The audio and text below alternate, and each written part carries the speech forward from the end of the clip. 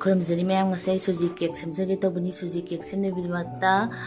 ꯑꯩꯈꯣꯏꯒꯤ ꯘꯤ ꯆꯃꯆ 2 ꯂꯧꯖꯔꯦ ꯘꯤꯁꯤ ꯈꯔ ꯏꯪꯊꯝꯊꯥ ꯑꯣꯏꯕꯒꯤ ꯅꯪꯁꯟꯕꯅꯤ ꯑꯗꯨꯒꯤ ꯐꯖꯅ ꯕꯤꯠ ꯇꯧꯔꯅꯤꯀꯣ ꯑꯗꯨ ꯂꯣꯏꯕ ꯃꯇꯨꯡꯗ ꯆꯤꯅꯤ ꯍꯥꯞꯄꯅꯤ ꯑꯩꯈꯣꯏꯅ ꯁꯨꯖꯤꯗꯣ ꯀꯞ 2 ꯂꯧꯔꯗꯤ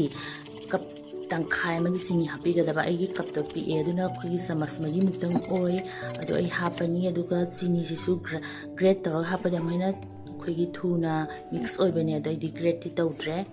ꯑꯗꯨꯒ ꯃꯣꯏ ꯑꯅꯤꯁꯤ ꯐꯖꯅ ꯃꯤꯛꯁ ꯇꯧꯔꯅꯤ ꯄꯣꯠ ꯑꯌꯥꯝꯕ ꯑꯩꯈꯣꯏꯒꯤ ꯀꯦꯛ ꯍꯧꯕ ꯃꯇꯝꯗ ꯌꯥꯝ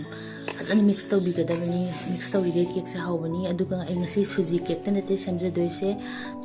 ꯆꯣꯀ꯭ꯂꯦꯠ ꯀꯃꯥꯏꯅ ꯃꯦꯜꯠ ꯇꯧꯒꯗꯒꯦ ꯍꯥꯏꯕꯗꯨꯁꯨ ꯎꯠꯆꯒꯦ ꯑꯗꯨꯅ ꯃꯌꯥꯝꯅ ꯑꯩꯒꯤ ꯚꯤꯗꯤꯑꯣꯁꯦ ꯂꯣꯏꯕ ꯐꯥꯎꯕ ꯐꯖꯅ ꯌꯦꯡꯕꯤꯌꯨ 스킵 ꯇꯧꯕꯤꯒꯅꯣ ꯑꯗꯨꯒ ꯆꯤꯅꯤꯁꯤꯒ ꯘꯤꯁꯤꯒ ꯑꯃꯨꯛ ꯐꯖꯅ ꯃꯤꯛꯁ ꯇꯧꯔꯅꯤ ꯃꯤꯛꯁ ꯇꯧꯔꯕ ꯃꯇꯨꯡꯗ ꯑꯩꯈꯣꯏꯅ ꯁꯪꯒꯣꯝ ꯈꯤꯇꯪ ꯍꯥꯞꯄꯅꯤ ꯁꯪꯒꯣꯝ ꯃꯍꯤꯁꯦꯀꯣ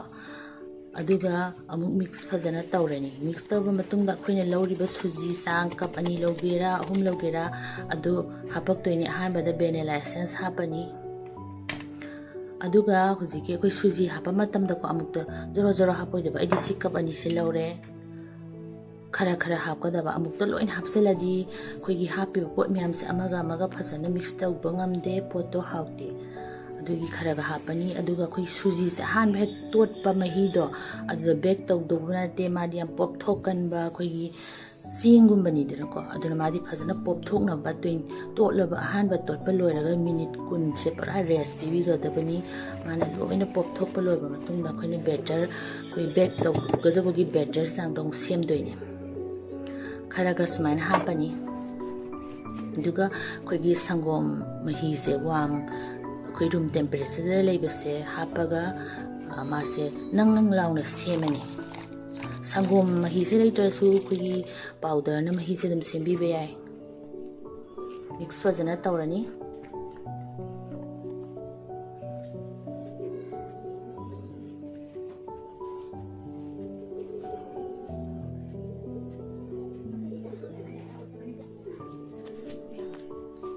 मिक्स तब लोरे तो सुमाइना नंग नंग लाउना दुगा 20 मिनट की रेस्ट पीरनी खुमजलगा 20 मिनट्स फारे येंगो याम नंग नंग लाउना मासे लोइ पोप थोबनी सिदैदि हेना पोप थोरा अखोइना बेक तौदबो बैटर सांगदो सेमनी अदुगा अखोइना हापकदबो टूटी फूटी गुंबा किसमिस गुंबा नट्स गुंबा हापनी सिदी हापसु हापद्रसु याय ऑप्शनल हाइतारे अदुगा अखोइना सेमदोबो चांगी बैटरदो अखोइना अदुगी ओइना मही से हापनी याम वाटलगना खरे हेन हापनी वाटरगना चपचा वाटरगना अदुम यारे को अदु लोयगा अखोइना थुम खरा हापनी थुम खरा हापिसने को अखोइगी टेस्ट किनी अदुगा बेकिंग सोडा हापनी चमच तंखाइमा बेकिंग पाउडर न चमच अमा पुरा हापनी अदुगा मोइसिंग से फजन मिक्स तौगदबा बेकिंग सोडा बेकिंग पाउडर से फजन मिक्स तौद्रदी कोई खाबने केक से अदु लोइरबा मतुंगदा अखोइना सुमाइना फजन मिक्स तौबिगदबा अदु फजन मिक्स तौबिगदबा मिक्स तौद्रदी हाउते अदुगा विनेगर हापनी विनेगर हापिसिना कइनोइदा केक से सॉफ्ट सोइबनी अदुगा केक राइस तौबा हाइना केक तो अखोइ साउखलपा लेइदनाको अदु से मतेंग पांगबनी विनेगर से फबनी येरुंगी महूद दहीगी महूद नि विनेगर से एंग सिजनैसी अदुगा फजना मिक्स तौरनी मिक्स तौरबा मतुंगा अखोइना मोल्ड हापकदबा मोल्डदा अखोइगी थाव नतगा बटर तैबिरनी घी ओइसु याय अदुगा बटर पेपर लेटरसु थाव फजन तैरगा मोइदा हापगा दुम सिजनबा याय मरक्सदे अखोइना माइक्रोवेव ता तौबा ओवन ता तौरदी प्री हीट ता तौरनी 180 दा को अदुगा 35 to 40 minutes अदुम सांगबने अदुगा अखोइना सिदा हापतौबा नट्स कुंबा लेदनाको हापनी हापतबा इसागी अपाम्बा अदुगा टेप तौबिरनी मनंगी चंगदबा यारी फजना सांगनबा अदुगा bake तौरनी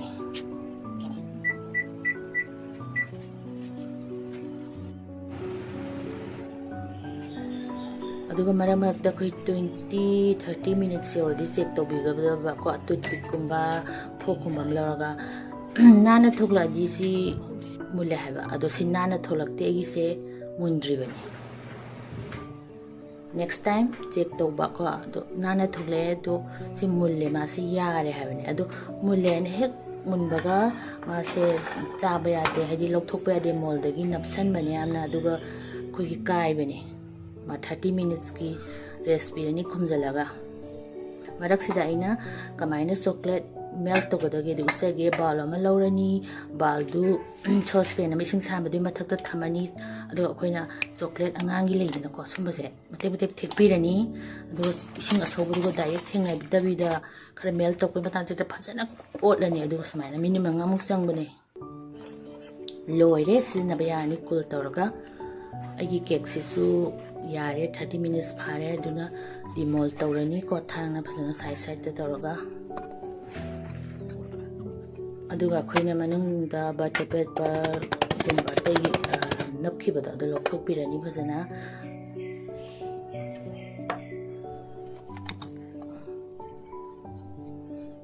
loire do yam hawne suji cake se aina sum uchari se ko khoi yam dukan gi yam mawong da semba khotpagi na sade yum da leba kharduna phajana hawna chabi ai nana chabi ai du usabani hojikani matam da yam hena yum da semjaraga chaba haibasina khwaidigi save ni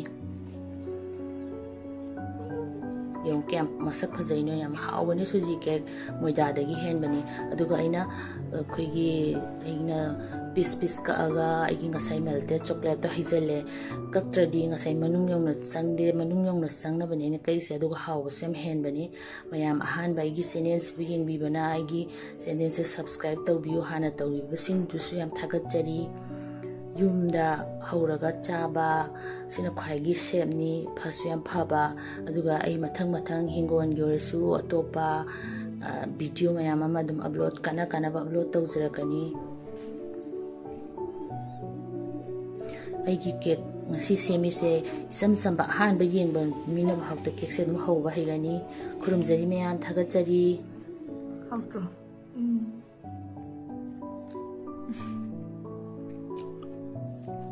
Very tasty.